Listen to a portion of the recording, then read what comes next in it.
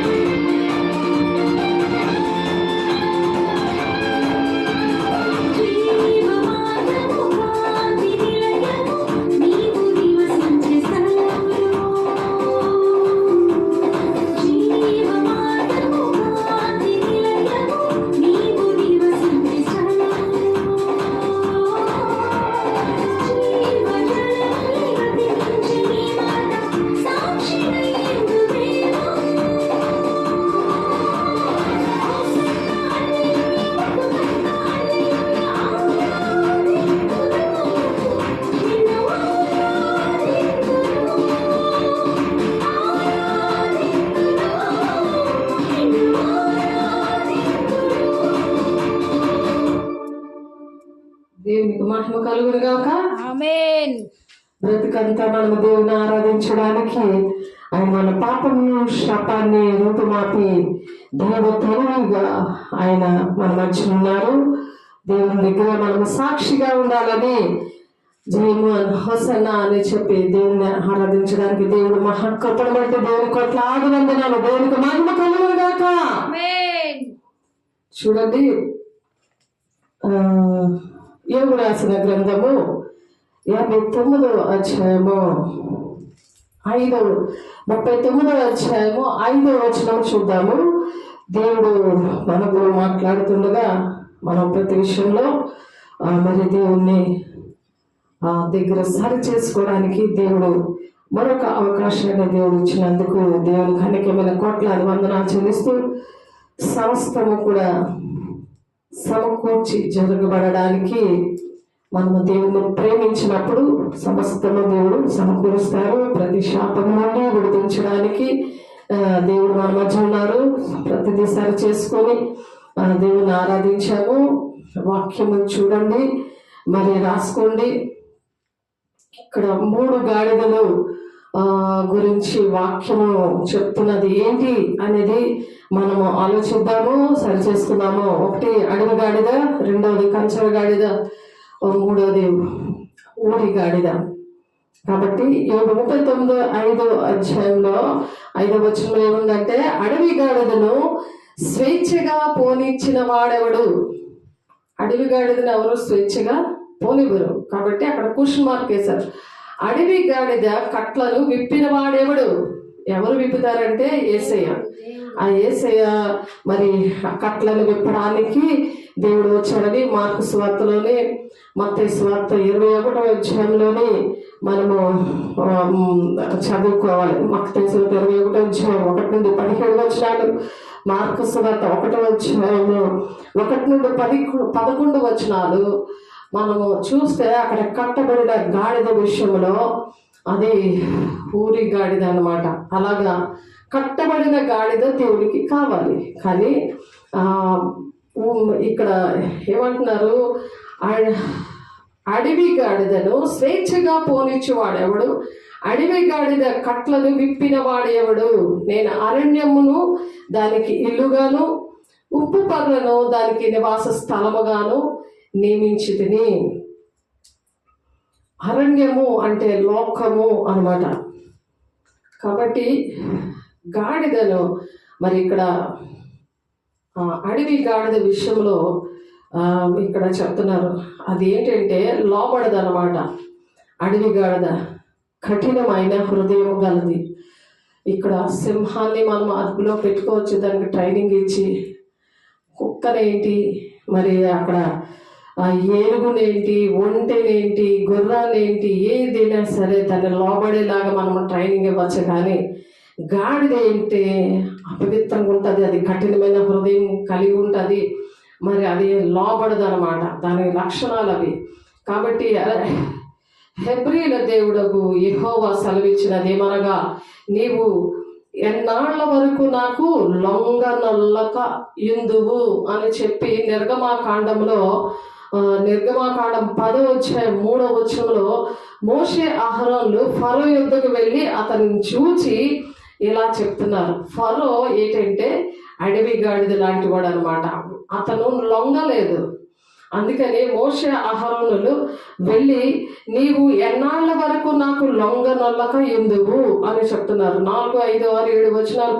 అక్కడ కింద వచనాలు చూస్తే కొన్ని విషయాలు ఉంటాయి.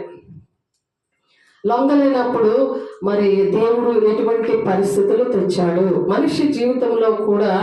అలాగే లొంగలేని పరిస్థితులు, దేవునికి విధేయత కాలేనప్పుడు అటువంటి పరిస్థితులు వాళ్ళ జీవితంలో వచ్చినప్పుడు వాళ్ళు ఏమంటారంటే, నాకెందుకు దేవుడు మాట్లాడడు, జవాబు ఇవ్వడు ఈ ప్రశ్నకి, ఈ సమస్యకి అని చాలా బాధపడుతూ ఉంటారు. కాబట్టి వాళ్ళు అడవి గాడిదలు పోలి ఉన్నారు, కఠినంగా ఉన్నారు, దేవునికి లోబడకుండా ఉన్నారు. అన్ని జంతువులు మృగాలు లోబడుతున్నాయి కానీ ఈ గాడిద ఏంటంటే లోబడలేంది అడవి గాడిద. నిర్గమకాండంలో 3:10 లోని కాబట్టి మోషే అహరోనులు ఫరో ఎద్దుకు వెళ్ళి అతన్ని చూచి ఇలాగ చెప్పి, హెబ్రీయుల దేవుడికి యెహోవా సెలవిచ్చినది ఏమనగా, నీవు ఎన్నాళ్ళ వరకు నాకు నొల్లక ఉన్నావు, నన్ను సేవించుటకు నా జనులను పోనిమ్ము అంటున్నాడు. జనులు ఎవరు దేవుని రాజ్యానికి రాకుండా, దేవుని సేవ జరగనివ్వకుండా, ఆలయానికి ఎవరికి రాకుండా అడ్డంగా ఉంటది ఈ అడవి గాడిదనే మనసున్న ఆ సంఘములో మరి సంఘ విశ్వాసి. ఆమెకి అప్పచెప్పింది, అతనికి అప్పచెప్పిన పని చేయకుండా వాళ్ళు బాగుపడరు, పక్కోళ్ళు బాగుపడనివ్వరు. అలా ఉంటారనమాట. నీవు నా జనులను పోనీయ నల్లని ఎడల, ఇదిగో రేపు నేను మిడతలను నీ ప్రాంతంలోనికి రప్పించదను. నువ్వు దేవుని రాజ్యానికి, దేవుని ఆలయానికి, దేశానికి, గ్రామానికి నువ్వు అడ్డుగా ఉన్నావు అనుకో, నువ్వు నీ వలన అనేకులు రక్షించబడాలని దేవుడు ప్రణాళిక కలిగి ఉంటే, నువ్వేంటంటే నీ సాక్ష్యాన్ని పోగొట్టుకొని నిన్ను చూసి, నీ సాక్ష్యాన్ని చూసి ఇతరులు బాగుపడాలి, కానీ నీ సాక్ష్యం చూసి నీ కుటుంబం పాడైపోయి నీ చుట్టుపక్కల ఉన్న వాళ్ళతో నీవు సాక్షిగా లేకుండా అందరితో భయపడే జీవితం అనమాట.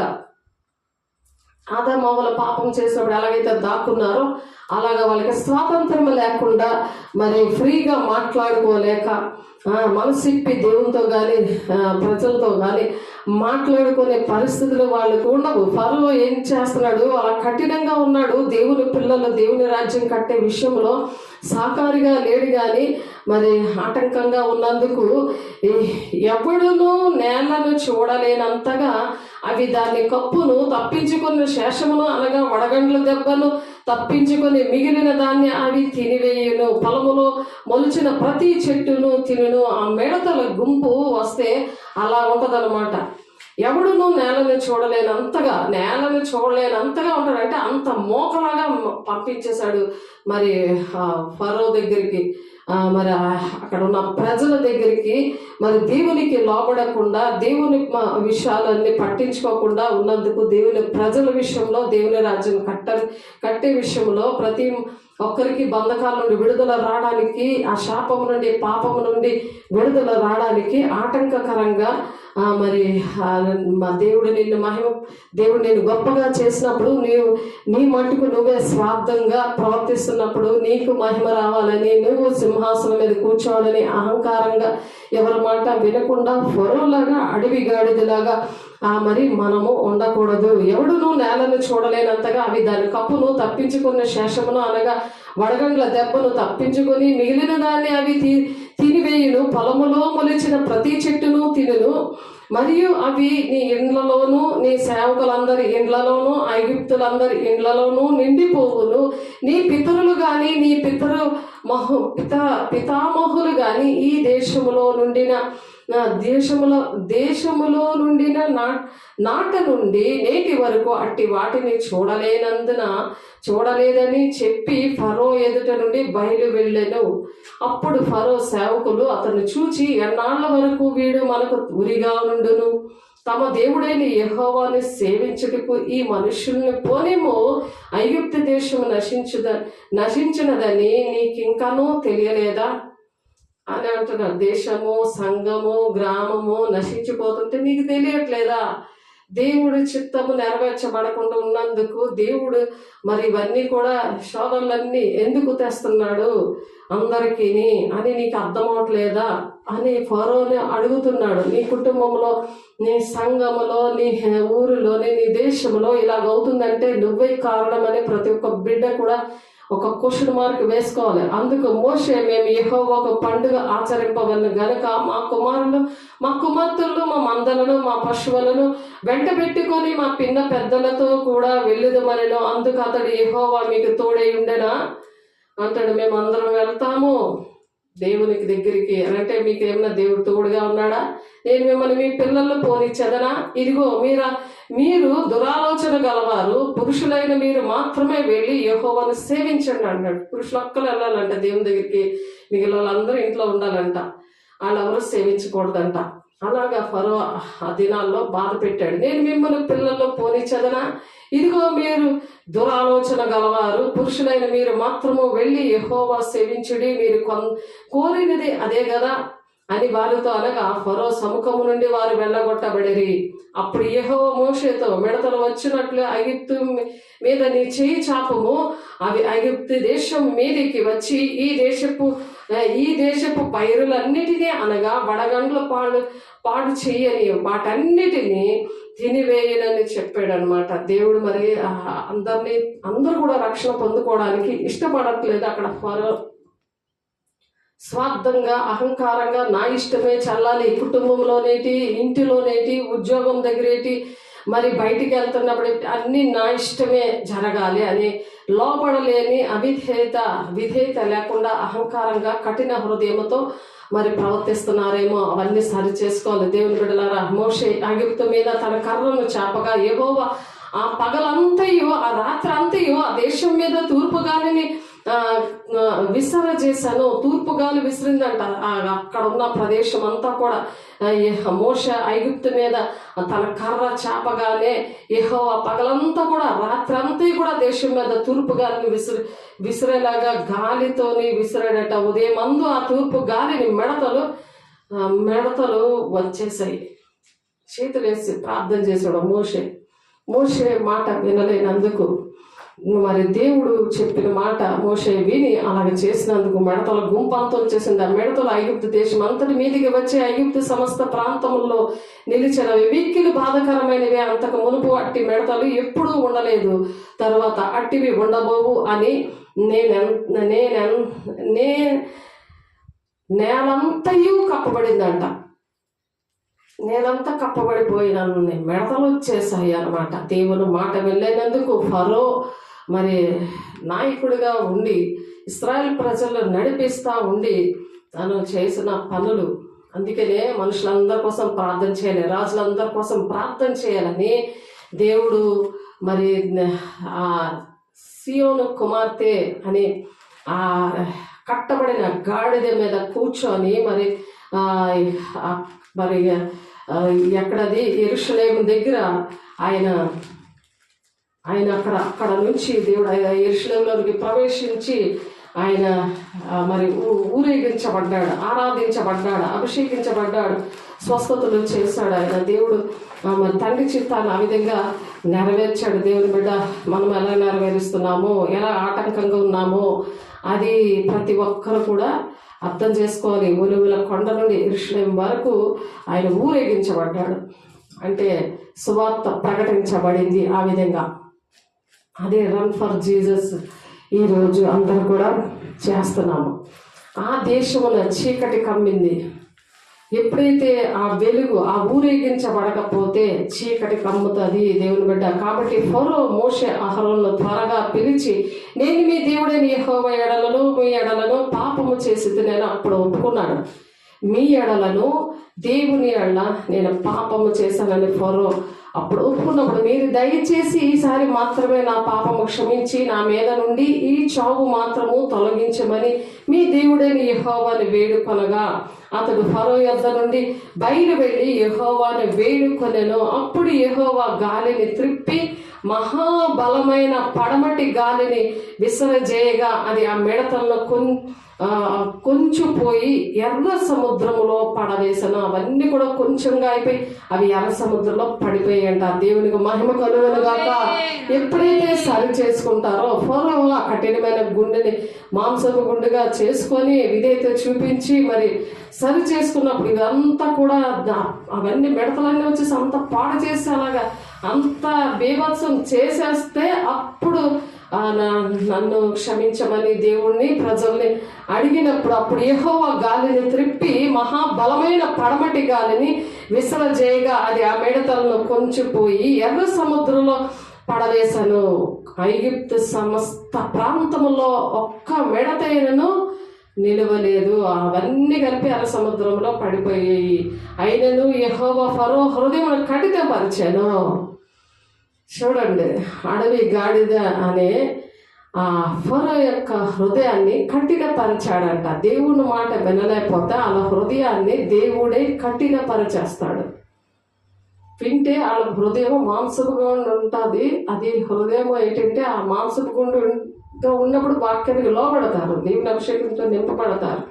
కాబట్టి అయినా సరే ఇలాగ క్షమించమని అడిగినా ఆ యెహోవా ఫరో హృదయం కఠినపరిచిన అతడు ఇశ్రాయేలును పోనీయడాయను. ఇంకా ఇంకా ఇశ్రాయేలు ప్రజల్ని దేవుని ఆరాధించడానికి పోనివ్వకుండా అందుకు యెహోవా మోషేతో ఆకాశం వైపు నీ చేయి చాపము, ఐగుప్తు మీద చీకటి చేతికి తెలియనంత చిక్కని చీకటి కమ్ముకోవాలి అని చెప్పమన్నాడు మోషేకి. వెంటనే ఆ మోషే ఆకాశం వైపు తన చెయ్యి ఎత్తినప్పుడు ఐగుప్తు దేశం అంతయు 3 దినముల గాఢాంధకారం అయిపోయిందంట. మనిషి ఇంకా కనబడట్లేదు అసలు. అలాగా 3 దినములు ఒకరినొకడు కనుగొనలేదు, ఎవడును తానున్న చోటు నుండి లేవలేకపోయాను. అయినను ఇశ్రాయేలుకందరికీ వారి నివాసములలో వెలుగుండెను. ఇశ్రాయేలుకందరికీ కూడా వారి నివాసాల్లో వెలుగు ఉన్నది. అంటే దేవుని ప్రజలకి నువ్వు ఎంత ఆటంకపరిచినా వాళ్ళు వెలుగుగానే ఉంటారు, వాళ్ళు సేఫ్గానే ఉంటారు. కానీ అడవి గాడిదలాగున్న నువ్వు కఠినంగా నీ దేవుడే నీ హృదయాన్ని కఠినపరిచేస్తారంట. పరిచేసి ఇంకా ఏంటి కారు చీకటికి నిన్న అప్పచెప్తారంటున్నాడు. మనిషి కనబడాలన్నమాట. అంత చీకట్లో 3 రోజులు పెట్టాడు మోషే మేము మీ దేవుడైన యెహోవాకు అర్పింపవలసిన బలుల నిమిత్తము హోమార్పణల నిమిత్తమును నీవు మాకు పశువులను ఇయ్యవలెను అని చెప్తున్నాడు మోషే మేము దేవుడైన యెహోవాకు అర్పింపవలసిన బలుల నిమిత్తము హోమార్పణల నిమిత్తము నీవు మాకు పశువులను ఇవ్వాలి. మా పశువులను మాతో కూడా రావాలి. ఒక డెక్కైనను విడవబడదు. మా దేవుడైన యెహోవాను సేవించక వాటిలో నుండి తీసుకొనవలన మేము దేనితో యెహోవాను సేవింపవల్ల అక్కడ చేరక మునుపు మాకు తెలియదనను. అయితే యెహోవా ఫరో హృదయం కఠినపరచగా అతడు వారిని పోనీయనొల్లకపోయాను. బలులు అర్పించాలి దేవుని దగ్గర. మా పశువుల అన్నిటికి తీసుకెళ్ళాలి. మేము తీసుకెళ్ళి దేవుని ఆరాధించాలంటే దేవుడు ఆ ఫరో హృదయాన్ని మళ్ళీ కఠినపరిచాడంట. కనుక ఫరో నా ఎదుట నుండి పొమ్ము, భద్రము సుమి, నా ముఖం ఇకను చూడవద్దు, నీవు నా ముఖమును చూచు దినమున మరణమవుదు అని అతనితో చెప్పాడు. ఇంక నా ముఖమే నువ్వు చూడొద్దు అని చెప్పేశాడు. అప్పుడు అందుకు మోషే నీవన్నది సరే, నేనికను నీ ముఖము చూడనను. చీకట్లో ఉన్న ప్రజల విషయంలో దేవుడు ఇంకా నీ ముఖము చూడను అంటున్నాడు దేవుని బిడ్డ. అర్థమైందో లేదో? కాబట్టి దేవుడే కఠినపరుస్తాడు, వాళ్ళని చీకట్లో పెడతాడు. అది అడవి గాడిద యొక్క లక్షణాలు అన్నమాట. అడవి గాడిదగా ఉంటే వచ్చిన ప్రమాదం అది. కాబట్టి సంఘంలో ఉంటారు, సంఘం బయట ఉంటారు, తల్లిదండ్రులకు లోబడరు, మరి సంఘానికి లోబడరు, మరి బాధ్యతలు వాళ్ళకు ఉండవు, గాడిదలాగా అహంకారంగా ఉంటారు. వాళ్ళకన్నీ అనేకమైన జంతువులు ఇంట్లో కనబడతాయి, బయట కనబడతాయి, ఒంట్లో ఉంటాయి. అలాంటి ప్రవర్తనలు చేస్తూ ఉంటారు. అప్పుడే విధేయత చూపించాలి. దేవుడు చూపించినప్పుడే విధేయత చూపించాలి. విధేయత చూపించకుండా ప్రార్థన నా కోసం చేస్తున్నారులే, నేను ఇష్టానుసారంగా ఉంటాను అని అంటే దేవుడు మరి వచ్చి ఇంకా నీ ముఖము చూడను అని చెప్తున్నారు. కాబట్టి మీరు 29వ వచనం అది ఒకసారి చదువుకోండి. నిర్గమాకాండం 10వ అధ్యాయం 29వ వచనం వరకు, 3 నుంచి 29వ వచనం వరకు ఈ విషయాలు ఉన్నాయి. అడవి గాడిద పరిస్థితి చీకటి బ్రతుకు అన్నమాట. కాబట్టి దేవునిచే పోషించబడతారు. మరి ఈ చీకట్లో ఉన్న ప్రజలు ఏంటంటే దేవుడితో పోషించబడతారు, దేవునితో అన్ని లాభాలు పొందుకుంటారు, కానీ ఏం లేదని ఇలా చెప్తారు. కృతజ్ఞత లేకుండా దేవునికి 32 కొరడా దెబ్బలు కొట్టినట్టుగా వాళ్ళు ఆయనకి వీపు చూపిస్తారు, ద్రోహం చేస్తారు దేవుని బిడ్డలకి, సంఘానికి, దేవునికి. కాబట్టి నువ్వు దేనికి లోబడకపోతే ఫరో హృదయాన్ని ఏ విధంగా కఠినపరిచారో అలాగే అడవి గాడిదలాగా నువ్వు తయారవుతున్నావు అని గమనించాలి. ఈ విషయాలు విన్నాక మరి ఆ వాక్యాన్ని చూసాక దేవుడు వాక్యంలో ముందుగానే రాసించారు. గాడిద ఏంటంటే మనిషికి పోలి ఉంది. కాబట్టి యోబు గ్రంథం 15వ అధ్యాయం 25వ వచనంలో చేయి చాచి దేవుడు ఏం చేశాడు, దేవుడు వారు అనుకున్న టైం కాక కొంచెం ఆలస్యం చేస్తాడు. అప్పటి వరకు కూడా ఉపవాసాలు, ప్రార్థనలు అన్ని భక్తిగా చాలా ఎక్కువ చేస్తారు. కానీ టైం కొంచెం లేట్ అయిందని తెలిస్తే ఇంక మళ్ళీ అన్నీ విడిచిపెట్టేస్తారనమాట. అది వచ్చిన ప్రమాదం. వెయిట్ చేయడము అలాంటివి ఏమి లేదు. దేవుడి మీద తిరుగుబాటు చేయడము అలాంటి పనులు చేయకూడదు. కాబట్టి యోబు 21:14 వారిని మార్గంలోకి వచ్చిన జ్ఞానము మాకు అక్కర్లేదు అంటారు. ఇంకా అక్కడంతే, మీరు అక్కర్లేదు అని చెప్పి దేవుడితో అంటారు, సేవకులతో అంటారు, సంఘముతో అంటారు. వారు నీ మార్గంలోకి వచ్చిన జ్ఞానం మాకు అక్కర్లేదు, నీవు మమ్మను విడిచి పొమ్మని దేవునితో చెప్పుదురు. దేవునితో చెప్పడం అంటే ఏంటి? సాకులతో చెప్తే దేవునితో చెప్పినట్టే నాకు. అక్కడైతే వాక్యం ఏంటుందో సరిగ్గా చూసుకోండి. యోబు గ్రంథం 21:14 దేవునితో చెప్పుదురు. వాక్యం వద్దు, సేవకుల వద్దు. ఆ గర్వము ఆలయం వద్దు. ఆ గర్వం ఏం చేస్తుందంటే దేవుడు ఇచ్చిన దీవెనలన్నింటినీ కృతార్పణలు చెల్లించలేదు కాదు కదా. దేవుడు అలా బాహటంగా సిలువ వేసే వారిగా అడవి గాడిదలాగా కఠినమైన హృదయంతో ఫరో ఎలాగైతే ప్రవర్తించి మరి ఇశ్రాయేలు ప్రజల విషయంలో అలా చేశాడో, దేవునితో ఉండకుండా దేవుని ప్రజలకి, సంఘానికి, దేశానికి నష్టం కలిగించారో ఆ విధంగా ఉంటారన్నమాట. కాబట్టి వారిని కఠినమైన తీర్పు ఉందని చెదిరిపోయిన వారికి కలవరము, వణుకు పుడుతుందంట ముందుకి. అటువంటి పరిస్థితులు రాకముందే సరి చేసుకోవాలి దేవుని నామములో. సామెతలు 21:15 వివేక మార్గం విడిచి తిరుగువాడు ప్రేతల గుంపులో కాపురం ఉంటాడట. ఎందుకంటే వివేక మార్గము పావం వల్ల వివేకం ఉండాలి, పావురాల వల్ల నిష్కపటంగా ఉండమంటున్నాడు. మిమ్మల్ని తోడేల మధ్యకి నేను పంపిస్తున్నాను.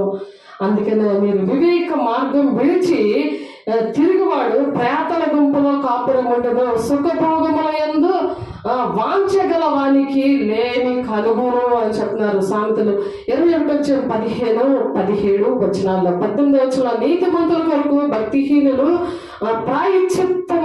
ప్రాయశ్చిత్తమగుదురు, యథార్థవంతులకు ప్రతిగా విశ్వాసఘాతకులు కూలుదురు. కాబట్టి విశ్వాసఘాతకంగా దేవుని విషయంలో ఉండకూడదు. అలాగే 21:15 మేము ఆయనను సేవించుటకు సర్వశక్తుడకు వాడెవడు అని క్వశ్చన్ వేస్తుంటారు. అసలు దేవుడు ఎవరు? దేవుడు ఉంటే మాకు ఇలా చేస్తాడా అని క్వశ్చన్ వేస్తుంటారు చాలా మంది. కాబట్టి మేము ఆయనను గూర్చి ప్రార్థన చేయటం చేత మాకేమీ లాభము కలుగును? Question mark. చూడండి యోబు గ్రంథం 21:15 ఆయన ప్రార్థన చేస్తే ఏం లాభం? జవాబులు రావే అని అంటున్నారు. కాబట్టి అవి కలుగును అని ఏ విధంగా విజయం మాకు ప్రార్థన చేయటం చేత మాకేమి లాభము కలుగును అని అంటున్నారు. అలా చెప్తున్నారు. అలాగా 32 వచనాల వరకు మీరు చదవండి, కొంచెం ధ్యానం చేయండి ఆ విషయాలు. 32వ వచనం వరకు చదవండి.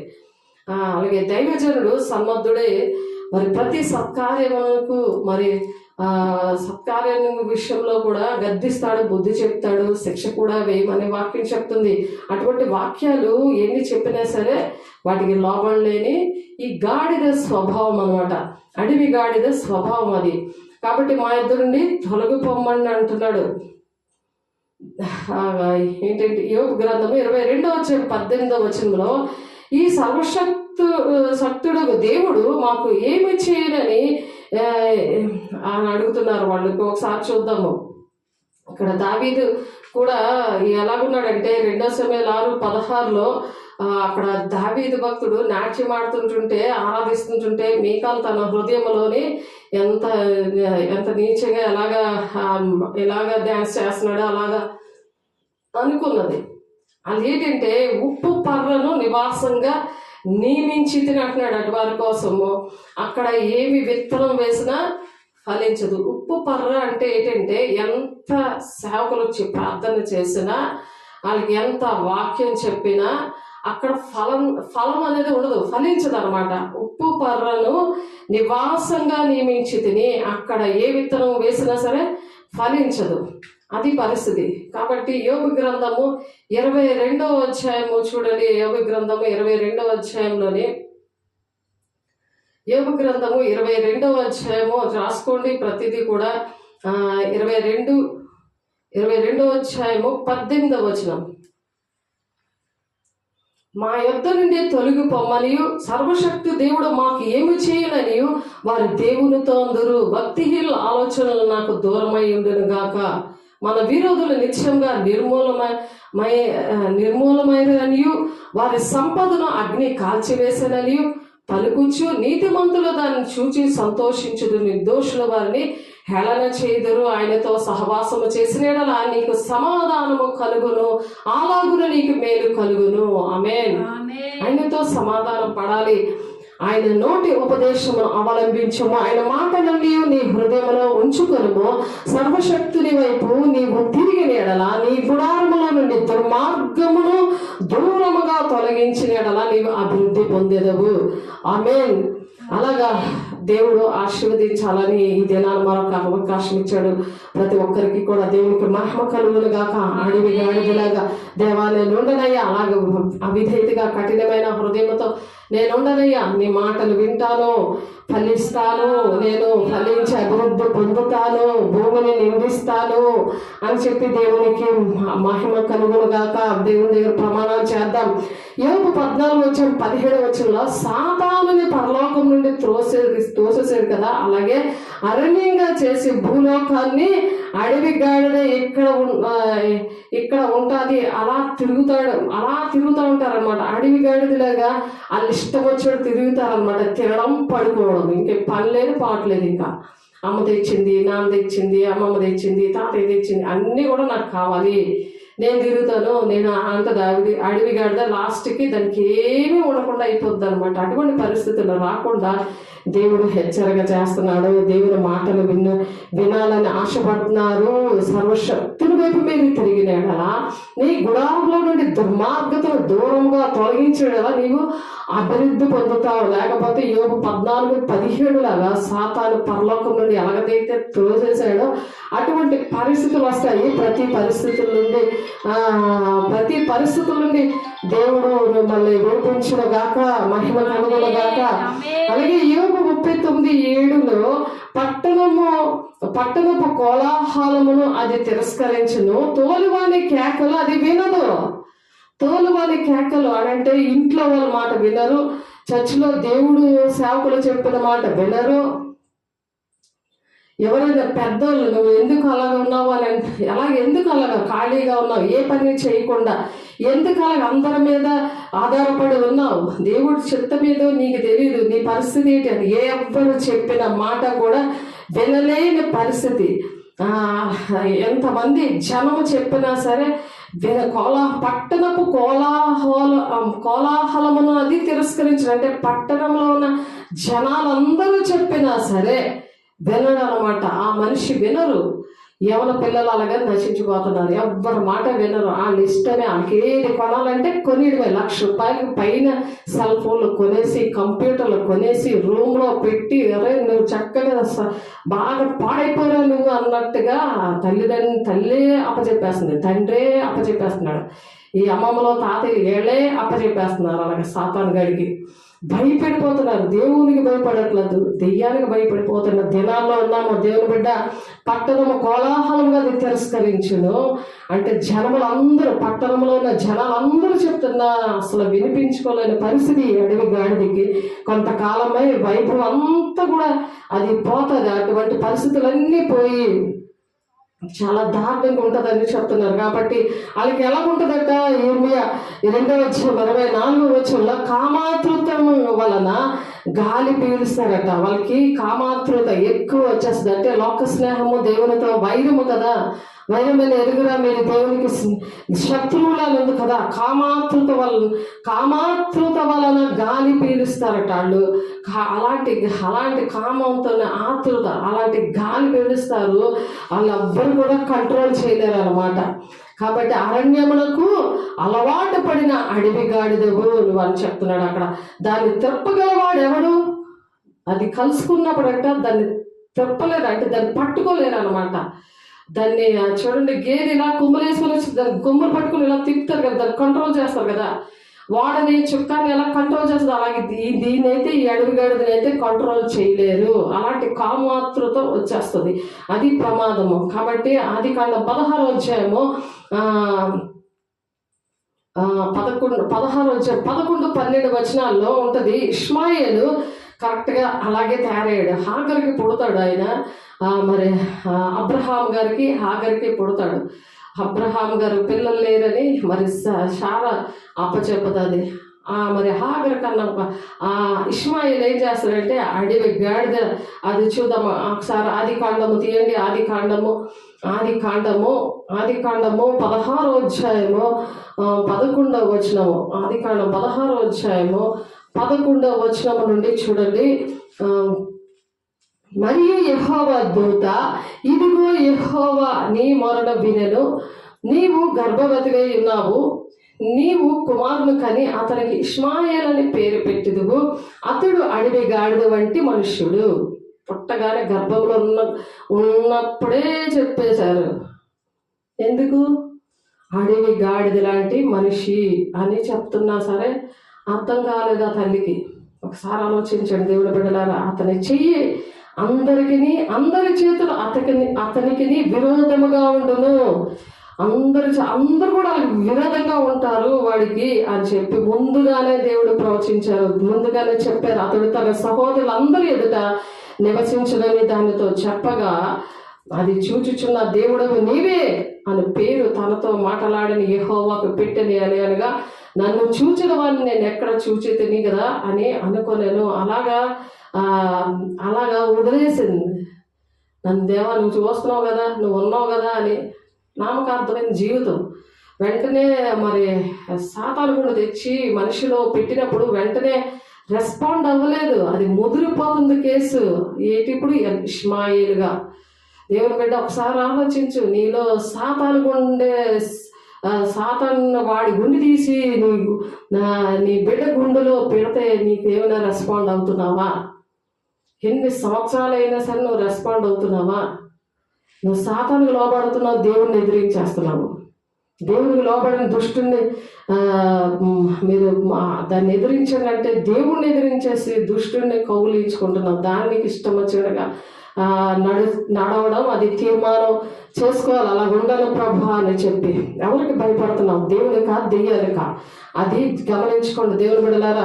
యెషయా గ్రంథం 37:28-29 వచనాల్లో, నీవు కూర్చుంటుడియు వెళ్ళుటియు లోపలికి వచ్చుటియు నీ మీద వెయ్యి రంకెలను నాకు తెలిసేయన్నవి. దేవుడి మీదే రంకెలేస్తున్నారు వీళ్ళు.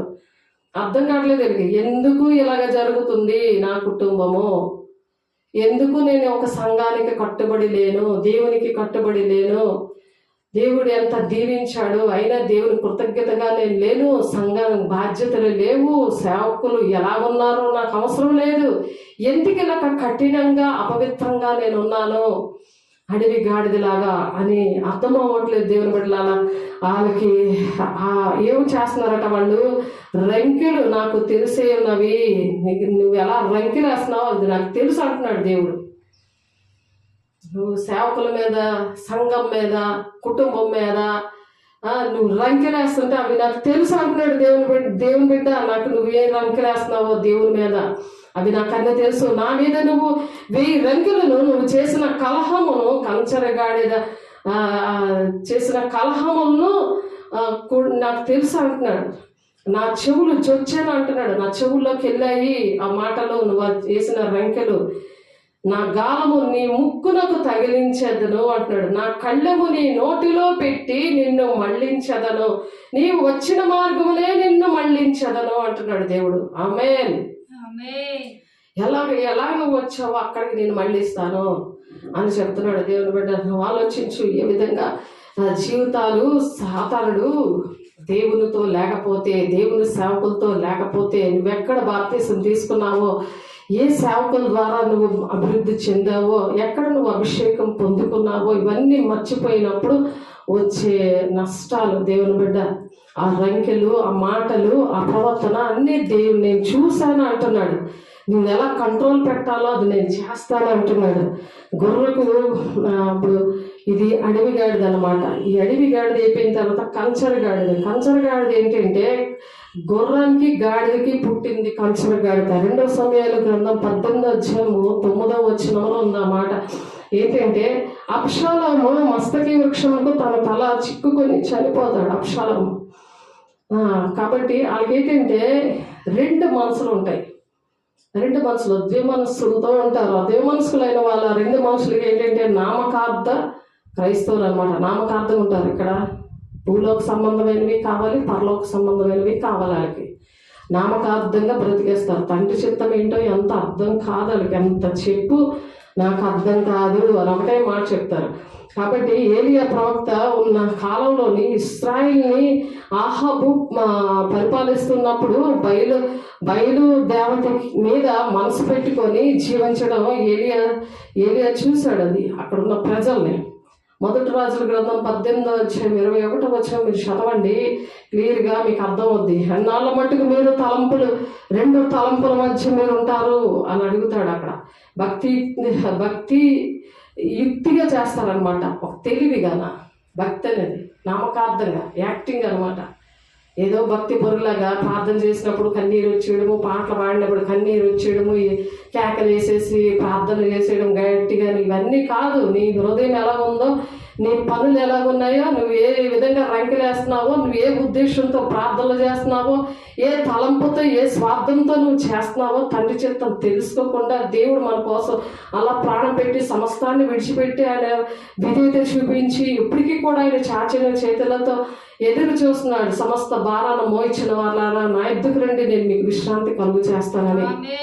అలాంటి దేవుడిని నువ్వు పక్కన పెట్టి నీ స్వార్థం కోసం నువ్వు ఎలా బ్రతుకుతున్నావో, ఎలా ఉన్నావో, ఇవన్నీ కూడా ఈ రెండు తలంపుల మధ్యన మీరు ఎన్నాళ్ళు ఎలా ఉంటారు అని అడుగుతున్నాడు దేవుని బిడ్డ. భక్తి యుక్తిగానే అని భక్తి ఎంత యుక్తిగా నువ్వు చేస్తున్నావో, దేవుడు బయలుదేవత ఈ రెండు కావాలి వాళ్ళకి. నిర్గమకాండం 32:26 మోషే పాళం యొక్క మరి అక్కడ నిలబడ్డాడు, ద్వారం దగ్గర నిలబడ్డాడు. పాళం యొక్క ద్వారం దగ్గర నిలిచి యెహోవా పక్షముననున్న వారందరూ నా యొద్దకు రండి అని పిలుస్తున్నాడు. మోషే యెహోవా పక్షాన్ని ఎవరున్నారో రండి అని పిలుస్తుంటే లేవీలు మాత్రమే వచ్చారు. దేవుని యాజకులుగా పరిశుద్ధంగా ఉండి ఆ పరిశుద్ధ జనముగా పిలువబడిన వాళ్ళు మాత్రమే వచ్చారు. కానీ మిగిలిన వాళ్ళందరూ కూడా మరి అక్కడ దూడని చేయించారు. బంగారు దూడ దగ్గర అక్కడ డ్యాన్స్ వేసుకుంటూ, అక్కడ ఆరాధన చేసుకుంటూ, అక్కడ ఎంజాయ్ చేస్తూ ఉన్నారు. అలాగా ఆరాధన, అటువంటి ఆరాధన చేస్తూ అక్కడే ఉండిపోయారు. కానీ ఎవరు రాలేదు. మేడగేది అనుభవంలో కూడా 500 మందిని పిలిస్తే 120 మందే వచ్చారు. అందుకే కొద్ది మంది భయపడద్దు అంటాడు. అది ఇరుకు మార్గం ప్రవేశింప పోరాడండి అంటున్నాడు దేవుడు. ఎవరు అవన్నీ కూడా దేవుడు గమనిస్తున్నాడు. దేవుడు కూడా మీరు అనుకుంటున్నారు సేవకులను బాధ పెడుతున్నామో, తల్లిదండ్రులు బాధ పెడుతున్నామేమో అనుకుంటున్నారు. మీరు కుటుంబాన్ని బాధపడి కాదు, దేవుడినే మీరు బాధ పెడుతున్నారు. మార్కు 11:11 ఆయన ప్రియ బిడ్డగా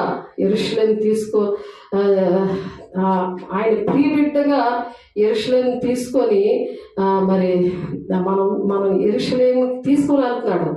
ఈ గాడిద ఉంది కదా, అప్పుడు గాడిద ఎక్కింది కదా. ఇక్కడ యెహోవాను అభిషేకించిన గాడిద ఇక్కడ పక్కన ఉంది, యువతల ఇక్కడ ఉంది. చూడండి, ఇక్కడ యెహోవాని ఎక్కిన గాడిద ఇక్కడ ఉంది, ఆ పిల్ల గాడిద ఇక్కడ ఉంది. యేసయ్య కూర్చొని ఉన్నారు. అది మనము అనమాట. మనల్ని పాపముతో శాపముతో ఉన్న మనల్ని ఏం చేస్తున్నారంటే యెరూషలేము మందిరానికి తీసుకెళ్తున్నాడు ఆయన. అసలు ఎంట్రన్స్ లేదు. అపవిత్రంగా ఉన్న గాడిదకి ఎంట్రన్స్ లేదు. అలాంటిది మనం యెరూషలేము మందిరానికి తీసుకెళ్తున్నాడు ఆయన.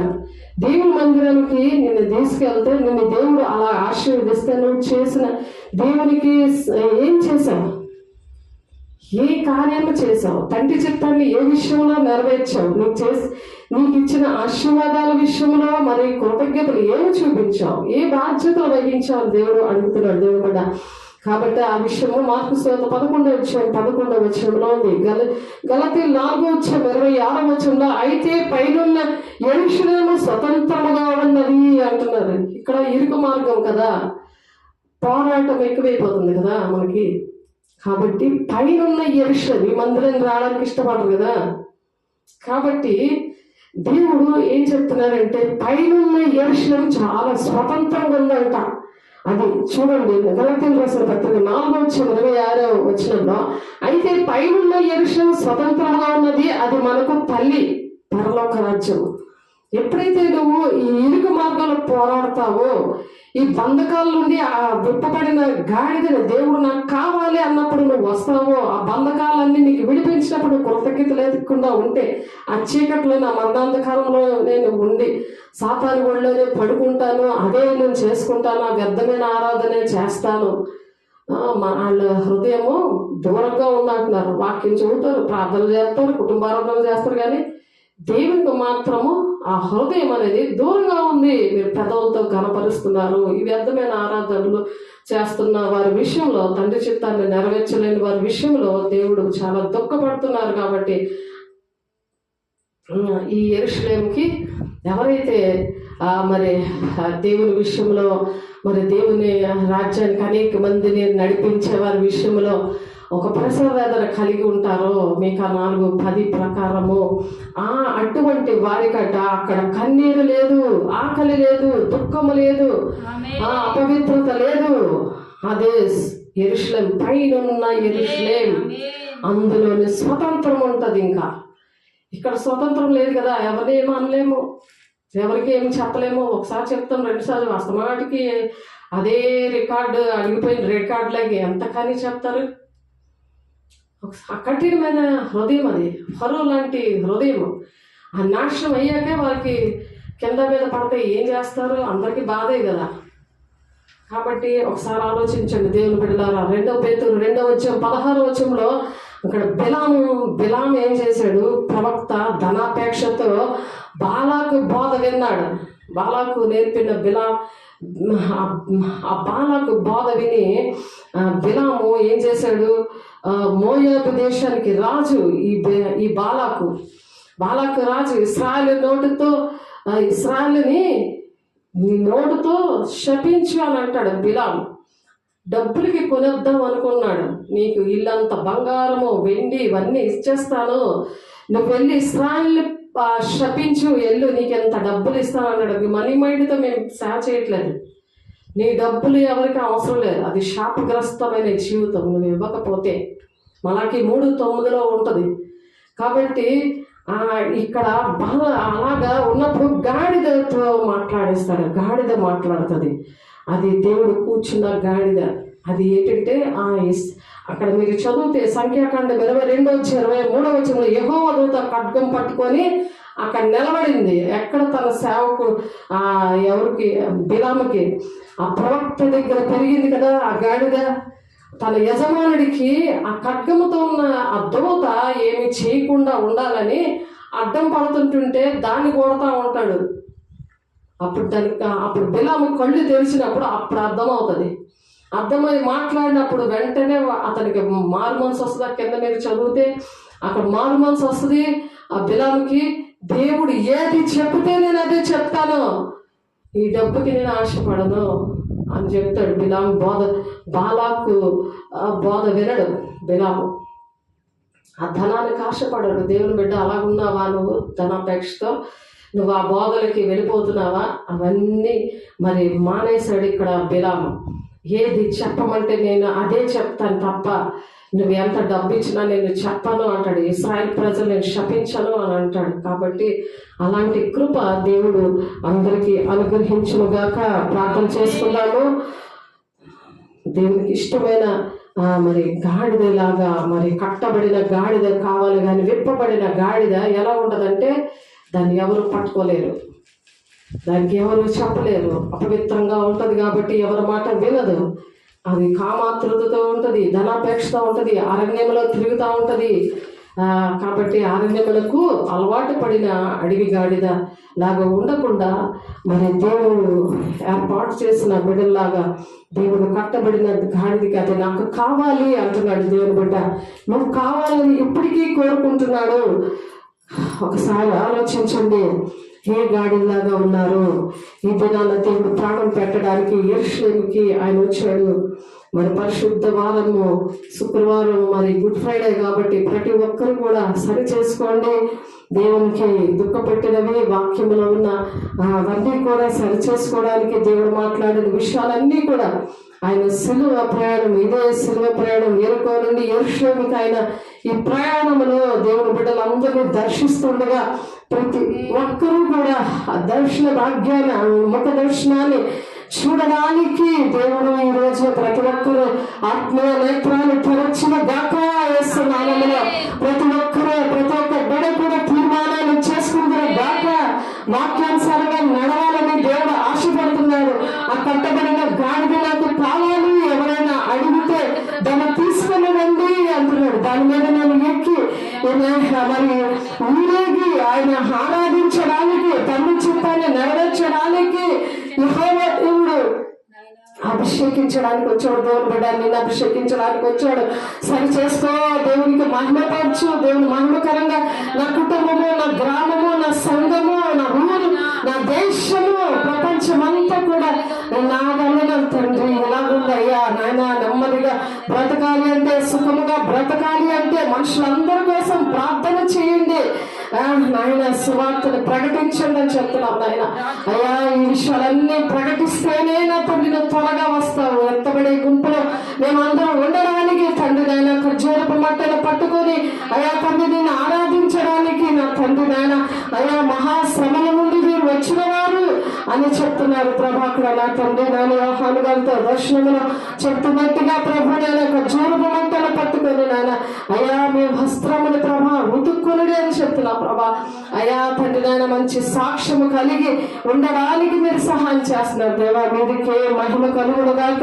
ప్రకటన 7:9-17 లెక్కింప జాలని ఒక గొప్ప సమూహము కనబడిన వారు, తెల్లని వస్త్రాలు ధరించుకున్న వారు, ఖర్జూరపు మట్టలు పట్టుకుని ఉన్నారని చెప్తున్నా ప్రభా. నా తండ్రి సహాయం దయచేయండి నాయన. మత ఆదివారం రోజున ప్రభు నిన్ను గణపరచడానికి నా తండ్రి యోహాను 12-14 ప్రకారం నాయన ప్రపంచం అంతా కూడా నేను గణపరిచారు, నేను మహిమపరిచారు. నీ నాయన నిన్ను సంతోషపెట్టిన దినము ప్రభా. ప్రజలందరి మీద నీ ఆత్మను కుమ్మరించావు ప్రభా. ఈ దినాల ప్రభా చంద్ర పిల్లలేంటి, వృద్ధులేంటి ప్రభా, ముసలివారేంటి, యవ్వనులేంటి, అందరి మీద నీ ఆత్మను కుమ్మరించి నేను ఆరాధించి నేను ఊరేగించిన దినాన్ని ప్రభా నా తండ్రి. అయా ప్రతి ఒక్కరూ మారు మనసు పొందుకోవడానికి సహాయం దయచేయండి అయా. నీకు ఇష్టంగా ఉండడానికి, నీకు ఇష్టంగా నడవడానికి సహాయం దయచేయండి. వాక్యాన్ని నూరంతంగా ఫలవంతంగా మీరు ఫలింపు దయచేస్తున్నారు. నీకు స్తోత్రాలు. మహిమగల దేవానికి స్తోత్రాలు, అభిషక్తుడానికి స్తోత్రాలు. మహిమ నీకే, ఘనత నీకే, బాలులకు, చంటి పిల్లల యొక్క అయా నేను స్థుతుల మీద నాయన ఆశీనుడు మీద దేవా. ఈరోజు చంటి పిల్లలు నాయన అయా నిన్ను స్తుతించారు, మంటలు పట్టుకొని నాయన అయా ఆరాధించారు ప్రభా. నా తండ్రి ఈత మంటలు పట్టుకొని ప్రభా, కొబ్బరి మంటలు పట్టుకొని, ఖర్జూరపు మంటలు పట్టుకొని నేను ఆరాధించారు, గణపరిచారు. కొంతమందికి, అనేక మందికి తెలియదు ప్రభా. మీరు గ్రహింపు శక్తిని వారికి దయచేయండి. కఠినమైన గుండెలు మాంసపు గుండెగా మీరు మార్చండి నాయన. నాయన మీకు వందనాలు. క్షమించండి, కనికరించండి, కృప చూపించండి. వాక్యానికి నాయన అయా నా తండ్రి విరుద్ధమైన పనులన్నీ ఏసునామంలో లయమైపోవుగాక, నీ మహిమగల నామంలో లయమైపోవుగాక. ప్రతి ఒక్క కుటుంబాన్ని మీరు కడుతున్నారని నీకు స్తోత్రాలు, మా దైవశాన్ని కడుతున్నారని నీకు స్తోత్రాలు. అనేక మందిని తండ్రి చిత్తాన్ని నేను నెరవేర్చబడ్డాలని లేవనెత్తుతున్నారు దేవానికి స్తోత్రాలు. ఎంచుతున్నాను అనేక మందిని ప్రభా మీరు లేవనెత్తుతున్నారు దేవానికి స్తోత్రాలు. మేడగా దనుగులో ప్రభా అంచుతున్నాను ప్రతి ఒక్కరి మీద ఆత్మను కుమ్మరిస్తున్నారు ఆయనకి స్తోత్రాలు. నీకు మహిమ కలగాలిగాక, ఎవరైనా దర్శనాలు చూడాలిగాక, వృద్ధులు కళలు కనాలిగాక, మీ కుమారులు మీ కుమార్తెను ప్రవచించడు కాదా అయా. మీ ప్రవచన వరమును దయచేయండి, దర్శన వరమును దయచేయండి. నీ బిడ్డలకి ప్రభా లేవనెత్తండి ప్రభా. మా దేశంలో నాయన నీ బిడ్డలు లేవనెత్తండి, మా కుటుంబాల్లో లేవనెత్తండి, మా సంఘాల్లో లేవనెత్తండి ప్రభా. మహిమగల నామముల నీ శక్తి గల నామకు అర్థమైన గాడి జీవితం, అడవి గాడి జీవితం, కంచర్ గాడి జీవితం నుండి యేసునామములో విడుదల ప్రకటిస్తున్నారు. మహిమగల నామములో విడుదల ప్రకటిస్తున్నారు. ఈ మహిమతో నింపండి, నీ అభిషేకంతో నింపండి నాయన. బంధకాలు తెంచండి ప్రభా. ఆ కట్టబడిన గాడి యొక్క కట్లను తెంపండి ప్రభా. యేసునామములో ప్రభా అయ్యా నింపినప్పుడు దాన్ని గౌరవం వస్తుంది నాయన, విలువ వస్తుంది ప్రభా. నీకు మహిమ తెచ్చబడాలిగా ప్రతి ఒక్కరిని ఆశీర్వదించి దీవించి నీ కృపలో భద్రపరిచి ప్రభా